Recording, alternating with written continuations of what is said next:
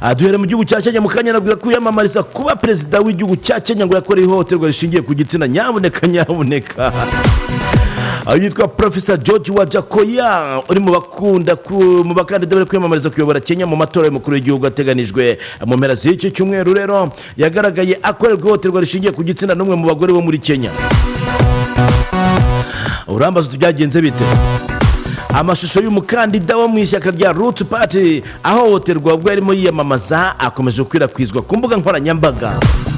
Muri aya mashusho umwe mu bagore agaragara agerageza gufata ibice by'ibanga bya Wajakoya wari uhagaze mu ikamyo hejuru cyane ageze imigabo n'imigambi ye ku bantu bamushyigikiye. Babona umugore aradutse ashaka kumufata kabisa ku myanya y'ibanga.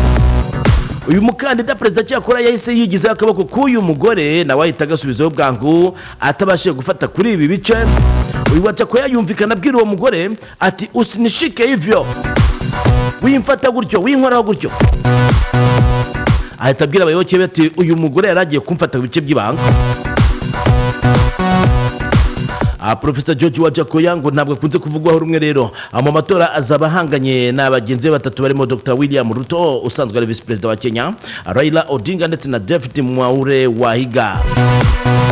Wajakoya udahabwa amahirwe menshi yo kwegukana intsinzi muri aya matora rero yakunze kugarukwaho cyane kubera imihigo isa n'itangaje yagiye ahigira abanyakenya. Mu kwiyamamaza kwe yakunze kugaragaza urumogi, ubumara bw'inzoka ndetse n'ubugabo bw'impyisi kabisa nk'imari ishyushye yakwinjiriza benshi amafaranga menshi cyane mu gihugu cya Kenya. Ubugabo bw'impyisi uyu Professor kabisa George. Reka tuve mu gihugu cya Kenya tusimbukire mu gihugu cya Congo Kinshasa. Ari muri Kivu y'Amajyepfo umusirikare wa FARDC yarashe bagenzi umwe hasiga ubuzima.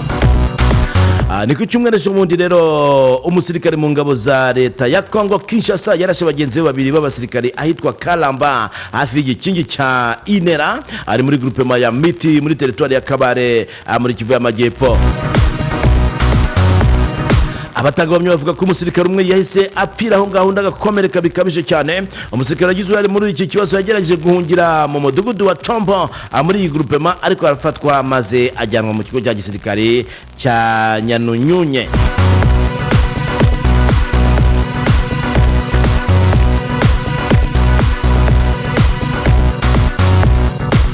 Amakuru yashyizwe hanze n'ikinyamakuru Kivu Times aravuga ko abasirikare bapfuye umugore wo muri ako gace byabereyemo. Mu gihe undi mutangabuhamya aho ngaho nyine yemeza ko abo basirikare bapfaga amafaranga 50,000 by'amanyekongo. Bapfuye umugore arabarasa.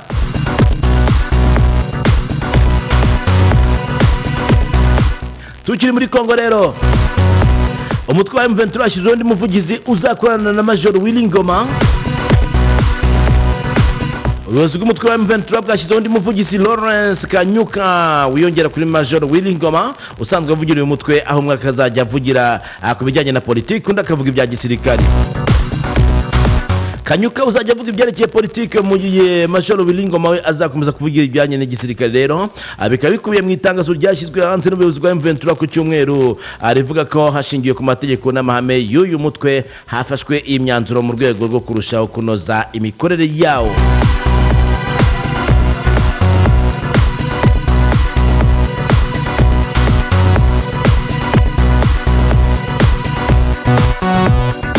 Naho sinabona bavuga ko witwa Bertrand Bisimwa uyobora uriya mutwe ngo yamaze kwimukira ibunagana kugira ngo ashire ibiro. Niba ari ukuri hagati ya President Ndayishimiye yamaganye ubwicanyi ingabo za MONUSCO zakoreye muri Congo. Ani President Evariste Ndayishimiye w'igihugu cy'u Burundi yamaganye ingabo za MONUSCO ziheruka kurasira abasivile muri Repubulika ya Demokarasi ya Congo. Mu gitondo cyo cyumweru rero nibwo abasirikare babiri ba MONUSCO barashe ku baturage ku mupaka wa Kasindi uhuza Congo Kinshasa ndetse n'igihugu cya Uganda. Abica abasivile babiri naho ababarirwa muri 15 barakomereka bikabije. icyatumye abasirikare basa ku basivili ntabwo cyamenyekanye, gusa bivuga ko barashe ku baturage nyuma yo kwitambika imodoka barimo. Intumwa yihariye umunyamabanga mukuru w'umuryango w'abibumbye muri Congo Kinshasa Bintou Keita yavuze ko nka MONUSCO bababajwe n'imyitwarire y'abari abasirikari, yihanganisha imiryango y'ababuze ababo ndetse n'abakomeretse. Perezida Evariste Ndayishimiye w'Uburundi abinyujije kuri Twitter yamaganye imyitwarire y'abari abasirikari, yihanganisha imiryango y'ababuze ababo, ati turi gukurikiranira hafi ibiri kubera muri Congo kandi turamagana twivuye inyuma ibyabereye Kasindi ku cyumweru bikozwe n'abasirikare ba MONUSCO byateje itakara ry'ubuzima bwa benshi. Turihanganisha tubivuye ku mutima guverinoma ya Congo n'imiryango y'ababuze ababo. Ayo ni amagambo ya Perezida Evariste Ndayishimiye w'igihugu cy'u Burundi yamagana ibyakozwe n'ingabo za MONUSCO ubwo zarasaga ku baturage nyine ejo bundi ku cyumweru mu gitondo. Hagati aho tukivuga rero muri Congo, abari bagiye kwamagana MONUSCO muri Beni bahuye n'uruva gusenya. Hano batwa ku Repubulika ya Demokarasi ya Congo, abaturage bongeye gukora imyigaragambyo yo kwamagana ingabo za Loni mu mujyi wa Beni mu ntara ya Kivu ya ruguru. Imyigaragambyo yaganaga ku cyicaro cya MONUSCO, ariko abapolisi ba Congo barashema ibyuka biryana mu maso karahava. Ari nako abasirikare ba leta ya Congo nabo bameshura ibisasu mu kirere, ndetse bituma abari bari mu myigaragambyo bakwira imishwaro, akaduruva karavuka, abantu benshi cyane barakomereka. Inkuru yashyizwe hanze n'ibiro ntaramakuru y'Abafaransa AFP bivuga ko abashinzwe umutekano wa Repubulika ya Demokarasi ya Congo bashinze amahema imbere y'ikigo cya MONUSCO kugira ngo bahakambike kandi baharengere nk'uko babivuga. Abasirikare ba MONUSCO nabo bafunze irembo ryabo n'ibimodoka binini cyane by'intambara by'imitamenwa. Umwe mu bayobozi b'impirimbanyi za demokarasi n'uburenganzira bwa muntu witwa Loswire Shabani akaba yatangaje ko abaturage bazakomeza kwigaragambya kugeza igihe MONUSCO yise ba mukerarugendo izaba yaviriye ku butaka bwabo kabisa. Avuga ati ubukerarugendo bujya bugira iherezo, mugire mutahe kabisa, mwaribye ntacyo mutakoze, ubundi asigaye ni mutahe. Uko niko rero akomeza kugenda abivuga.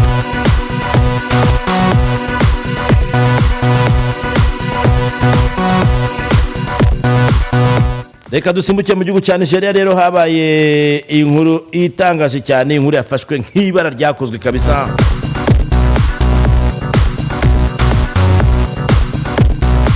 Umunyanigeriya yiciwe mu muhanda ku manywa y'ihangu, abari aho bari kwifatira utuvideo.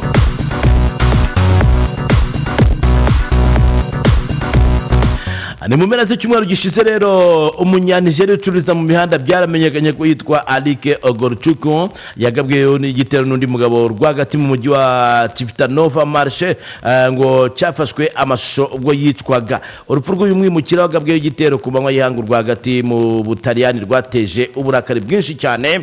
Arumva ko ni mu Butaliyani ko n'umunyanigeriya.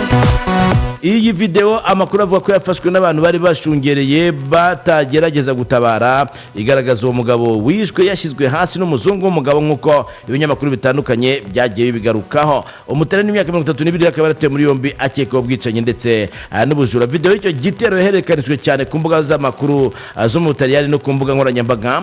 Abantu barumirwa, abandi benshi bagenda bagaruka ku kuba ntibindeba ko barebaga iki gitero kirimo kuba. Ntabwo byamenyekanye neza cyateje icyo gitero cyahitanye Alika, umubyeyi w'abana babiri ndetse n'umugore umwe nk'uko babivuga. Gusa hari andi makuru yavuze ko ngo yaba yarabwiye umukunzi w'uwo muzungu ko ari mwiza, umuzungu bikamurakaza avuga ati wabwiwe n'iki ku mukunzi wanjye ari mwiza, ese ushaka kumutwara, hanyuma bikavamo kumuniga akamwica. Mu gihugu cya Uganda abantu 289 bishwe n'impanuka zo mu muhanda mu kwezi kwa karindwi gushize. Polisi ya Uganda itangaza ko muri Nyakanga 2022 mu gihugu hose habaye impanuka 1338 zishe abantu bajya kuri 289. Imibare isa n'iyagabanutseho gatoya kubera ko muri Kamena hapfuye abantu 366. Imibare yatangajwe ku wa mbere rero hari ku munsi w'ejo igaragaza ko impanuka zabaye mu kwezi gushize muri Uganda zirimo 234 zishe abantu, 231 zari zikomeye ndetse na 373 zoroheje nk'uko polisi hariya yakomeje kugenda ibitangaza.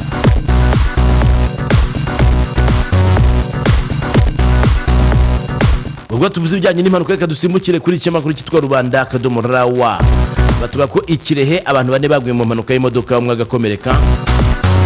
ni imodoka yari ifite ibirango bya Tanzania yo mu bwoko bwa Jeep niko babivuga hano, ngo yari itwawe n'umushoferi witwa Mbarushimana Jean Paul, yahuye n'ikamyo yo mu bwoko bwa Benz ikora impanuka igeze yitwa Gatarama mu murenge wa Kigina ahagana saa 6:40 z'ijoro. Ahari kuri tariki ya mbere Kanama rero batatu barimo shoferi bahita bahasiga ubuzima, undi yaguye mu bitaro bya Kirehe. Umuvugizi wa polisi ishami ryo mu muhanda SSP Irene yatangarije ikinyamakuru Rubanda ko iyo mpanuka yabaye ahagana mu saa 6:40. Ati nibyo koko imodoka ifite ibirango bya Tanzania yavaga Kirehe yerekeza Rusumo ihura n'ikamyo yo mu bwoko bwa Benz ikora impanuka igeze mu murenge wa Kigina. Batatu basiga ubuzima, undi umwe akaba yaguye mu bitaro rero bya Kirehe.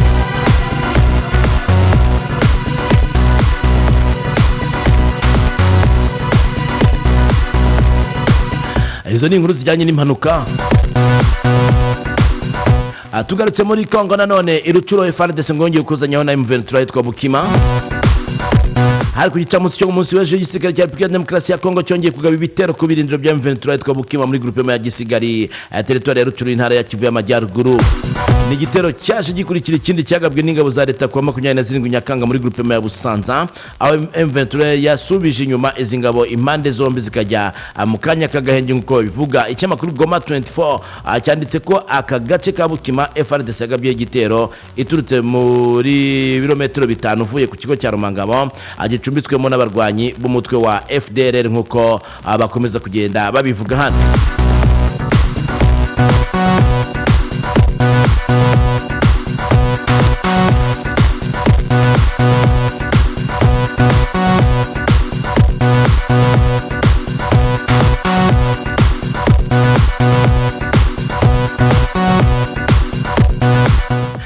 Dusimbukire muri Afrika y'Epfo. Abarenga 40 bakurikiranweho gusambanya abagore mu kivunge. Abagabo 42 bajyanwe imbere y'urukiko muri Afrika y'Epfo kuwa mbere hari ku munsi w'ejo bashinjwa ubucukuzi bw'amabuye y'agaciro butemewe, kugerageza kwica ndetse no gutunga intwaro ziturika kimwe no kwica amategeko agenga abinjira n'abasohoka. Polisi yo muri kiriya gihugu yavuze ko abenshi muri bo bagize uruhare mu bikorwa byo gusambanya abagore 8 babasimburanaho ubwo bari mu gikorwa cyo gufata amashusho y'indirimbo. Iryo sanganya ngo ryabaye kwa 4 mu gace ka Krugersdorp agarere mu burengerazuba bw'umujyi wa Johannesburg. Iryo tsinda ryari rigizwe n'abagore 12 n'abagabo 10 ryagabwe igitero riri gufata amashusho y'indirimbo mu kirombe cy'amabuye y'agaciro. Abagore 8 basambanijwe bari mu kigero cy'imyaka iri hagati ya 19 ndetse na 37. Umwe mu bahotewe yabwiye amakuru cyo muri icyo gihugu ko ababagabye igitero bari bipfutse ibiringiti ku mubiri ndetse no mu maso, babanza kubakanga barasa amasasu mu kirere. BBC ivuga ko abakuru bari muri bongo bategetse abasore gusambanya abagore, barangije babambura ibyo bari bafite byose. Ku munsi w'ejo bakaba baragejejwe imbere y'ubutabera.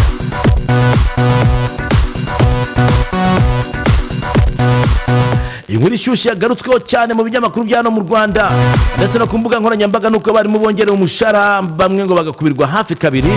Minisitiri w'Intebe w'u Rwanda Dr Edouard Ngirente ku munsi w'ejo yatangaje ko 88% by'umushahara basanzwe bahabwa, naho abafite impamyabushobozi ya A1 na A0 bongeraho 40%. Mu kanya ni ubutumwa turakomeza nyuma yabo.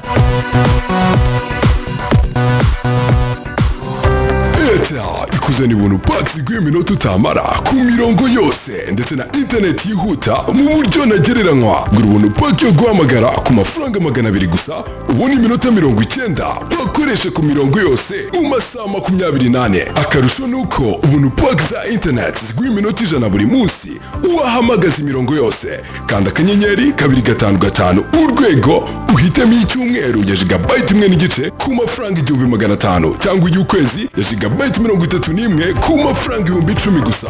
Airtel, umurongo wa telefoni zigezweho. Radio 1 Press Review. Tukiri kuri iyo nkuru ishyushye rero ngo ubusanzwe umwari mu kirangiza amashuri yisumbuye yebwo ni ado yahembwaga 57,000 ku kwezi nk'umushahara mbumbe, akaba atahana 52,000 nk'uko hano babivuga. Urangije icyiciro cya mbere cya kaminuza ni A1 agahembwa 137,000, mu gihe urangije kaminuza ni A0 ahabwa 260,000 nk'umushahara mbumbe agatahana ibihumbi 160. Abari mu cyiciro cya A2 bazahabwa inyongera ingana n'ibihumbi 50 n'amafaranga 849, mu gihe aba A1 bo bazabona inyongera mu 54,916. Aba A0 bo bazabona inyongera amafaranga 70,195.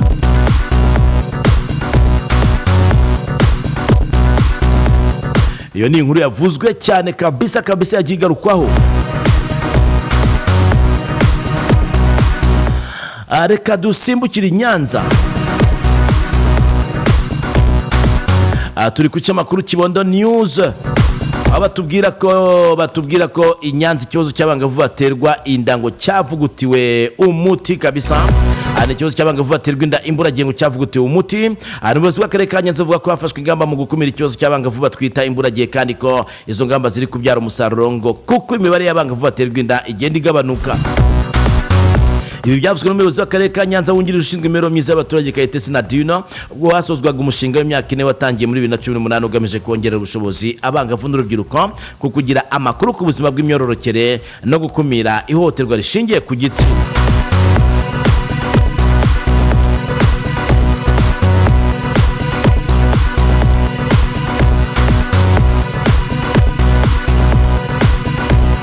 I Kigali ngo hakeneye imodoka 500 kugira ngo ikibazo cyo gutwara abagenzi gikemuke.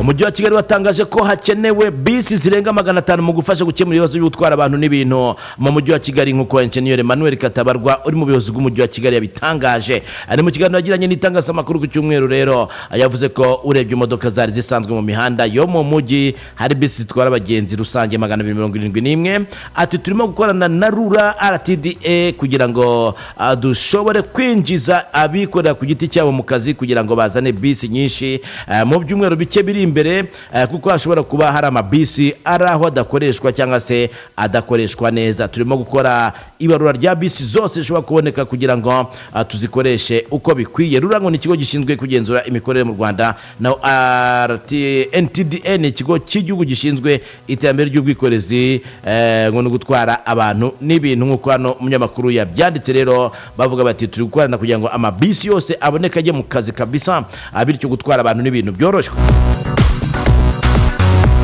I Rusizi abantu 4 bakurikiranweho gutwika pariki ya Nyungwe.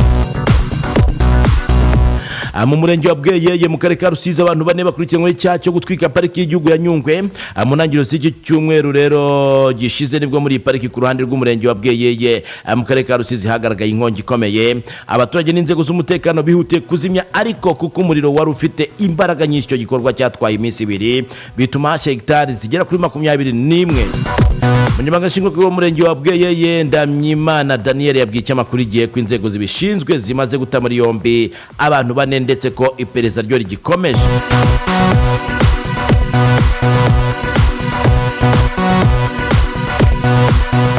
Twabonaga mu minsi ishize i Burayi ari wari gushya. Burayi ndetse na za California muri Amerika, ariko no mu Nyungwe ngo harahiye kabisa, abantu 4 barakubikurikiranwa rero barutwitse muramenye. I Nyanza RIB yataye muri yombi abarimu 2 bafotoye ibizamini bya leta bakabikwirakwiza kuri WhatsApp. Ku 2 basanzwe bakora umwuga w'ubwarimu mu karere ka Nyanza barimo ku rwego rw'ubugenzacyaha RIB nyuma yuko batahuye ko bafotoye ibizamini bya leta bakabishyira muri groupe ya WhatsApp kandi ibizamini byariho bigikorwa. Aba bantu 2 bataye muri yombi tariki 29 Nyakanga rero, mu gihe ibyo bakurikiranweho ari ibyaha 2 cyo kumena ibanga ry'akazi no kohereza ubutumwa budakenewe. Aba barimo warukuriye site ya EP Kavumu yakorerwaho ibizamini bya leta bisoza amashuri abanza. Uyu niwe wafotoye ibizamini ubundi abyohereza mugenzi we kuri WhatsApp, nawe ahita bisangiza abandi muri groupe ya WhatsApp igizwe n'abandi barimu bagera kuri 443. ngo abo barimu nabo babikwirakwijije ku zindi mbuga zitandukanye mu gihe ibizamini byari bikiri gukorwa. Abantu bagomba kujya bitonda.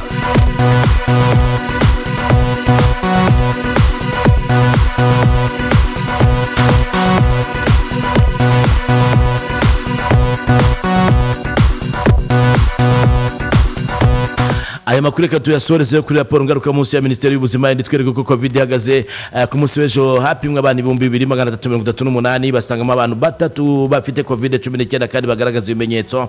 Ku munsi w'ejo nta muntu winjiye mu bitaro, nta no cyahitanye iki kinyagwa cyitwa COVID. Abantu ko ari batatu, umwe akomoka mu mujyi wa Kigali, undi ni Karongi, undi ni mu karere ka Gicumbi nkuko tubibona. Ahandi hose hasigaye nta muntu n'umwe yigeze agaragarayo.